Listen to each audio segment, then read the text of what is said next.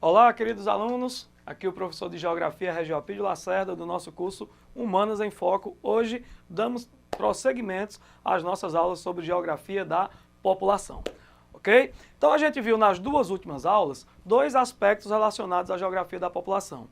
O primeiro aspecto foi a evolução do crescimento populacional. A gente viu as fases de crescimento, a distribuição dessas fases de crescimento no tempo e no espaço. Na aula passada, nós vimos a evolução da população brasileira e os dados mais recentes coletados pelo censo do IBGE de 2010. Hoje nós vamos falar em dois assuntos que são também bem recorrentes nas provas dos vestibulares e na prova do Enem, né? São as questões das teorias demográficas, a partir da teoria malthusiana, né? E as questões ligadas às migrações, os seus tipos e as suas influências na mobilidade espacial e na formação do que Milton Santos chamava das metamorfoses do espaço habitado, ok?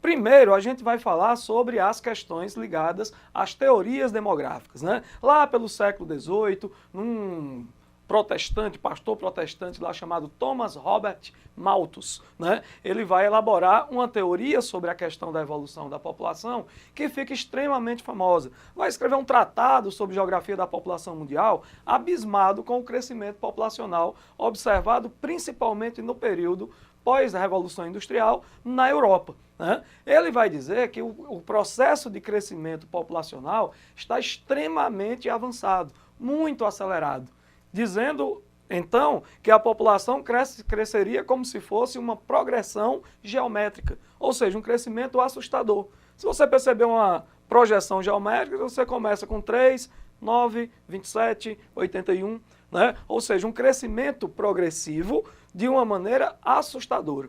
Enquanto, segundo Malthus, a capacidade de produção de alimentos dessa população, ela não cresceria no mesmo ritmo, né? Ele dizia que o crescimento da população seria como se fosse o crescimento de uma progressão geométrica, enquanto o crescimento da produção de alimentos, da produção de recursos, da capacidade produtiva dessa própria população, não passaria de um crescimento que poderia ser colocado como uma progressão aritmética.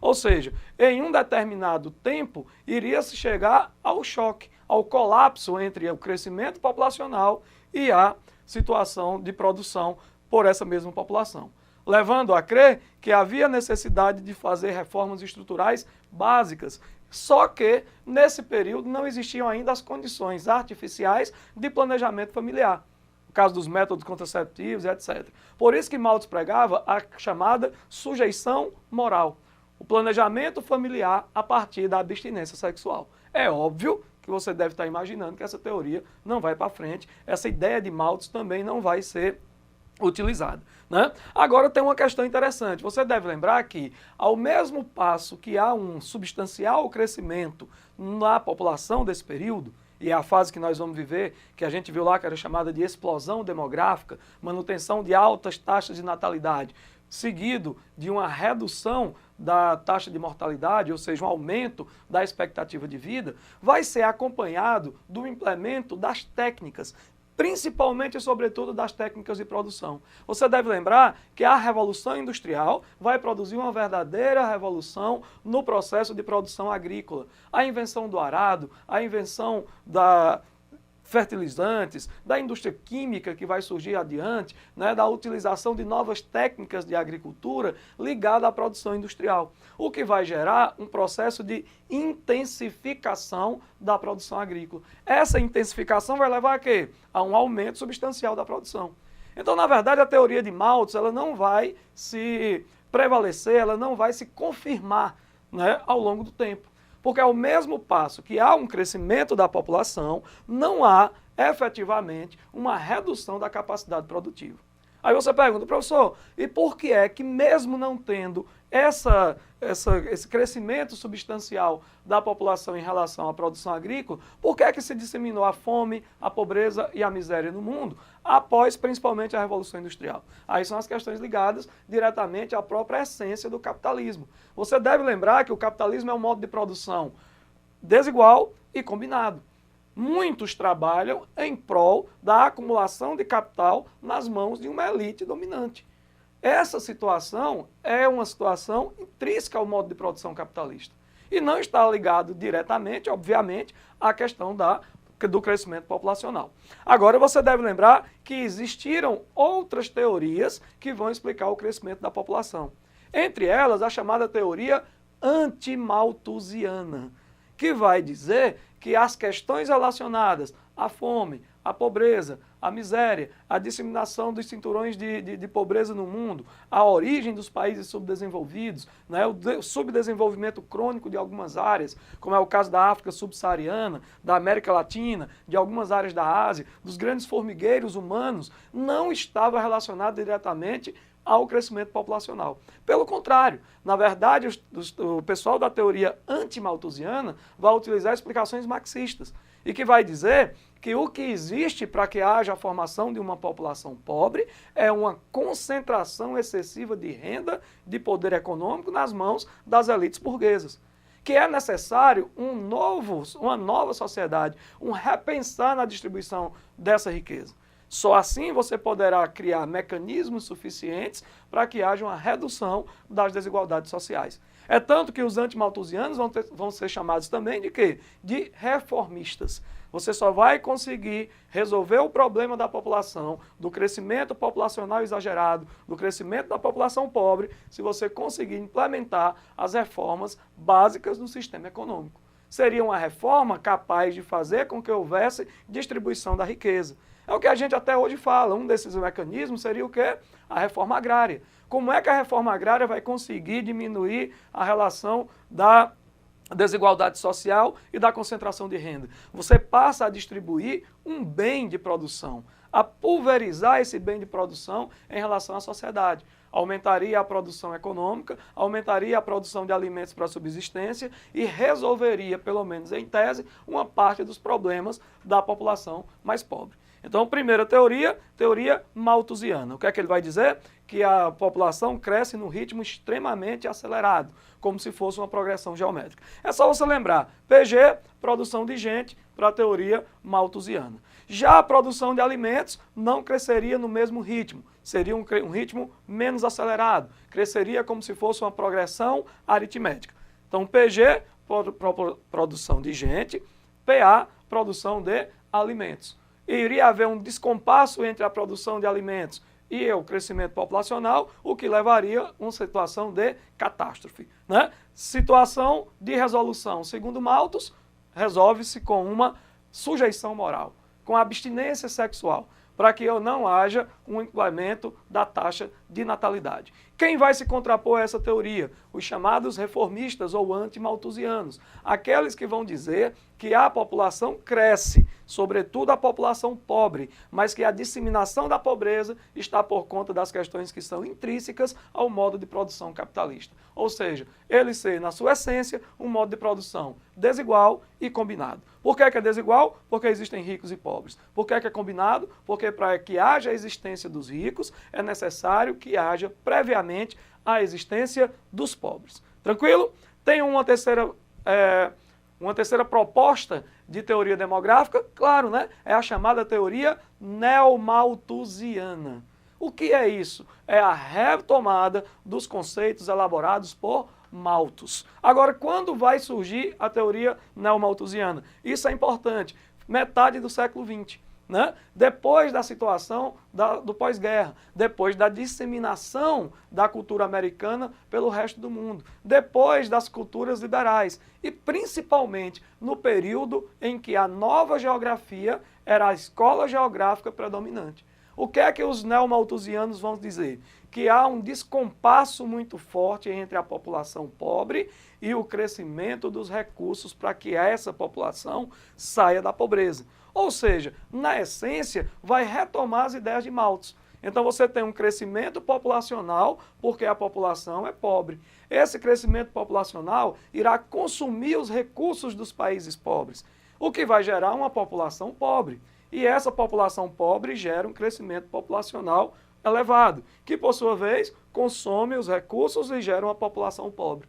Se você percebe, vai se criar aí o chamado círculo vicioso do subdesenvolvimento. População empobrecida gera crescimento populacional. Crescimento populacional gera população empobrecida. Em população empobrecida gera crescimento populacional.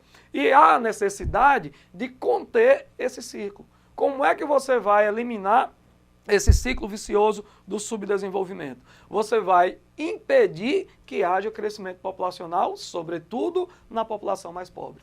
É aí que vai entrar a ideia norte-americana de disseminação da utilização de métodos contraceptivos. Eles vão dizer, ora mais, o que Malthus dizia é verdade, só que na época de Malthus não existia uma condição artificial de produção de um controle de natalidade, que agora nós temos. Que controle de natalidade é esse? Aquele que vai ser efetivado a partir da utilização dos métodos contraceptivos artificiais, principalmente a pílula. Lembrem-se de um fato curioso da ditadura militar no Brasil. O cantor Odair José, que não era da linha de Chico Buarque, de Caetano Veloso, de Gilberto Gil, fazia parte daquele grupo de cantores no Brasil que ficaram taxados como os cantores da música cafona, a popular música brega. Odair José compôs uma música que o refrão dizia: pare de tomar a pílula, que ela não deixa nosso filho nascer. Essa música tocava na AM constantemente, era ouvida diariamente por empregadas domésticas, por trabalhadores da construção civil, por pessoas que estavam habituadas a ouvir esse tipo de música.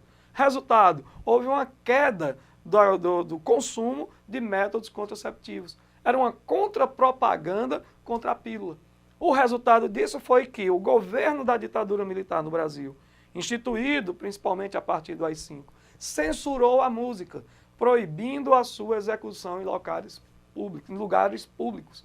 Você tem uma música taxada como música cafona, taxada como música brega, da música popular brasileira, que foi proibida de ser executada, não porque trazia uma manifestação política, não porque trazia uma manifestação contrária às ideias do governo, não porque fazia com que se imaginasse que esses tipos de movimentos populares, que esses cantores populares, eles tinham uma visão política do momento que o Brasil estava passando. Nada disso. A música foi censurada, sobretudo e somente porque fazia uma contrapropaganda ao uso dos métodos contraceptivos. Ou seja, uma música que é censurada por uma questão econômica. É a pressão dos laboratórios norte-americanos, principalmente europeus e japoneses, fabricadores desses produtos que eram disseminados pelos postos de saúde no Brasil, que reivindicaram a proibição da música.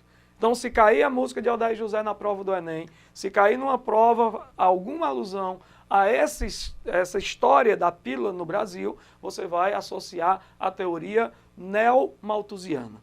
Como é que você vai conter o crescimento populacional? Através da utilização em massa dos métodos contraceptivos. A distribuição gratuita de contraceptivos para a população mais pobre, para evitar que essa população mais pobre se reproduza. Tranquilo?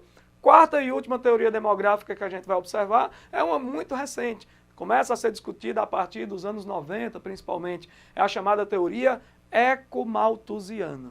Se é teoria malthusiana, é porque tem a ver com o crescimento populacional. Só que o prefixo aí é o quê? Eco. Eco-malthusiana. É a teoria na qual sustenta a ideia de que os problemas naturais, os problemas ambientais que são percebidos hoje, como é o caso, por exemplo, do desmatamento, da escassez hídrica, né, do problema do suposto aquecimento global, efeito estufa, mudanças climáticas, existe uma base que vai amandar esses problemas, que é exatamente o crescimento populacional.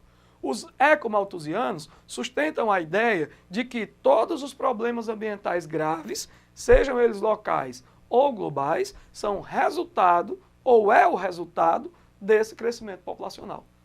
Sustentado em que eles vão dizer isso? num gráfico que mostra que a população em 1945 era de torno de 2 bilhões de habitantes e que chega no início do século XXI a 7 bilhões de pessoas. Há um crescimento substancial da população, sem que haja, obviamente, uma necessária renovação dos recursos naturais, porque esses obedecem à história do tempo geológico e não do tempo histórico. É óbvio que essa teoria tem pouca sustentação, porque o que vai fazer com que haja, e é bom que você lembre sempre disso, os problemas ambientais não é o crescimento populacional.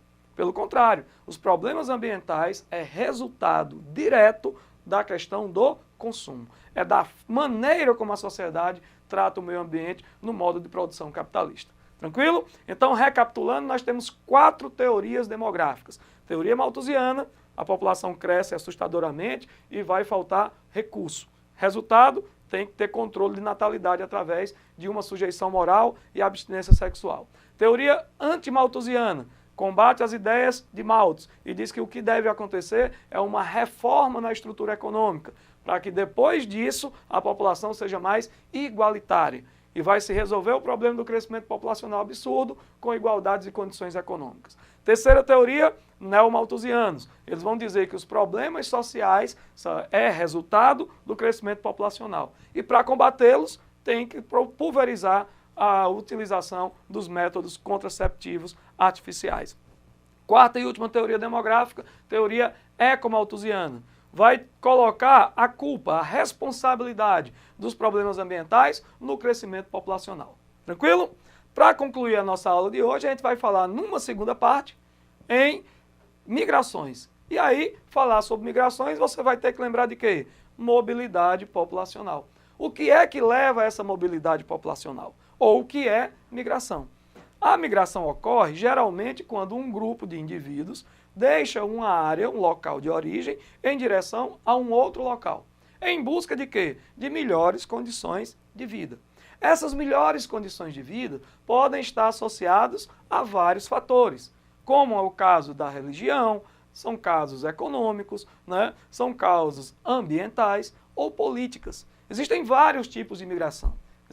Existe migração, por exemplo, por questões religiosas. Um judeu que mora nos Estados Unidos, bem estabelecido, né, economicamente estável, que tem uma situação em que leva à crença de que a sua paz plena, a sua qualidade de vida está associada diretamente à Terra Santa.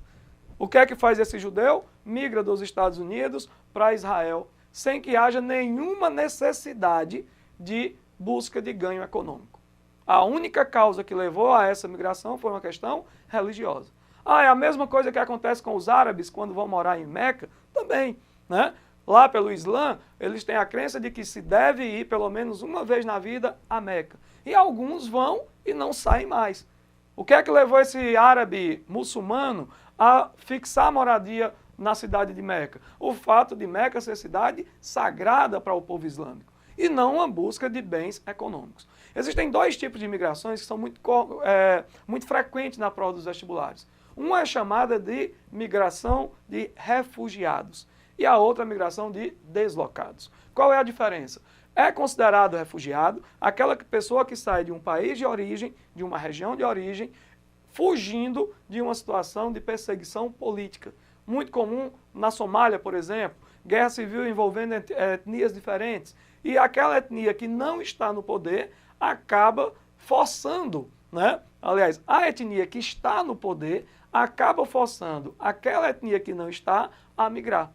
Então, muitos migrantes que saem da Somália, eles são refugiados nos países vizinhos. Já o deslocado é aquele que sai de um local de origem em busca de uma nova área por conta de uma catástrofe ambiental, né? Como é o caso de um terremoto, de um tsunami, de um vulcão, um furacão, algo desse tipo. Ele não tem uma causa especificamente econômica, mas uma questão ambiental.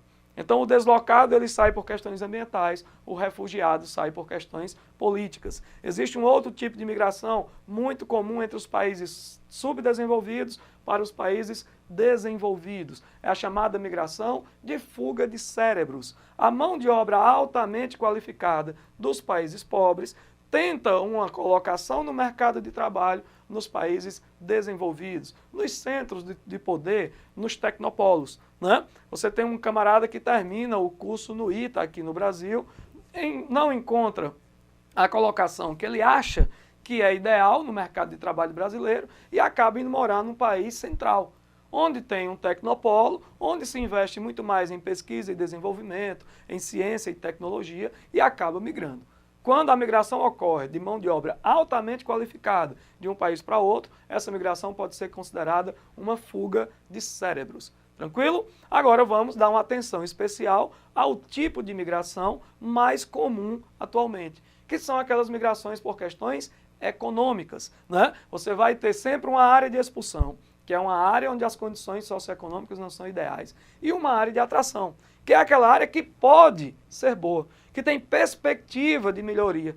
Não necessariamente há uma comprovação dessa perspectiva, não é obrigado que essa perspectiva se consolide, mas principalmente há uma perspectiva de melhora de vida.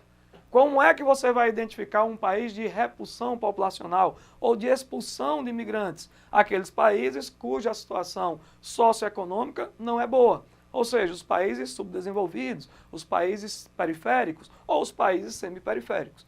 Quais são os países de atração? Os países centrais. Hoje, você pode distinguir no mundo 3 grandes áreas de atração e 3 grandes áreas de expulsão. América Latina, África e Ásia, principalmente a Ásia do Sudeste, é uma área de repulsão de população. Enquanto Japão, Europa, principalmente os países da União Europeia e os Estados Unidos, são as grandes áreas de atração. Qual é o objetivo desse migrante? Melhorar suas condições socioeconômicas.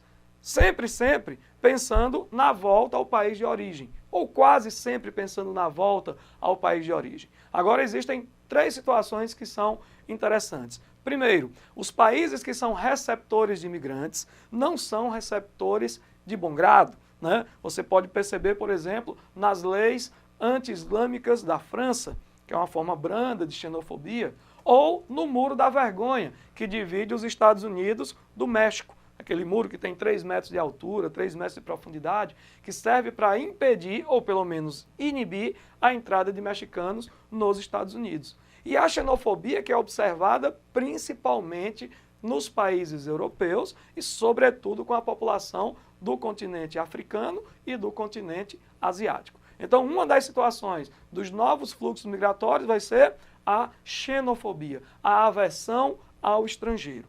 A outra questão é a dificuldade da colocação no mercado de trabalho. Você deve ter percebido que de 2008 para cá, sobretudo a partir da crise econômica lá dos Estados Unidos, da crise imobiliária, diminuiu a oferta de emprego, inclusive nos países ricos. E essa busca pelo mercado de trabalho passa a ser cada vez mais competitiva, o que passa a proporcionar novos conflitos entre migrantes e pessoas dos países nativos. A terceira questão é a dificuldade de integração cultural, que muitas vezes é percebida principalmente com as dificuldades que o migrante encontra em relação à língua, aos costumes, né? Às vezes a questão religiosa, a questão cultural em si. Então há uma dificuldade de adaptação do migrante nesses países de receptação de migração. Tranquilo? É isso. Na próxima aula a gente continua e dá prosseguimento aos estudos da geografia geral. Tem o exercício para download. Não esqueça de baixar as questões, de resolver as questões. Até a próxima aula. Um grande abraço.